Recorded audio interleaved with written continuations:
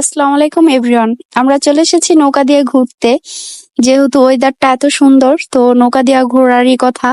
তো ও কি করতেছে, কাজ করতেছে, পানি ফালাচ্ছে। নৌকাতে অনেক পানি ছিল, তো কামলা লোক তো কাজ অবশ্যই করবে, যেহেতু ছেলে মানুষ।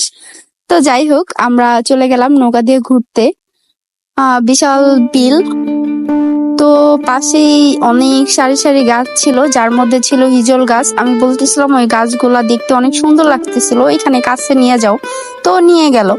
তো ভিউটা অনেক সুন্দর ছিল, পানির মাঝখানে একটা গাছ, খুবই সুন্দর ছিল এবং অনেক ভালো লাগতেছিল যে এরকম একটা মুহূর্ত উপভোগ করতেছিলাম। নৌকো দিয়ে পানির মাঝখানে গাছ, কত সুন্দর লাগতেছিল। তো নৌকা চালাচ্ছিল, ওইটাও আমি ভিডিও করতেছিলাম আর ওকে বলতেছিলাম যে হ্যাঁ, তোমাকে জাল্লা বানানো উচিত। তো আমরা আবার সামনের দিকে যাচ্ছিলাম, সামনে অনেকগুলো গাছ দেখতে পেলাম। দেন আমি আবার নৌকা চালাচ্ছিলাম, কারণ আমি বইটা দিয়ে চালাইতে পারি না, সো বাঁশ দিয়ে চালাচ্ছিলাম। তো এটা ভিডিও করতেছিল। ভিডিওটা যদি ভালো লাগে তাহলে অবশ্যই শেয়ার এবং লাইক করবেন, আর অবশ্যই এখানে ঘুরতে আসবেন। ধন্যবাদ।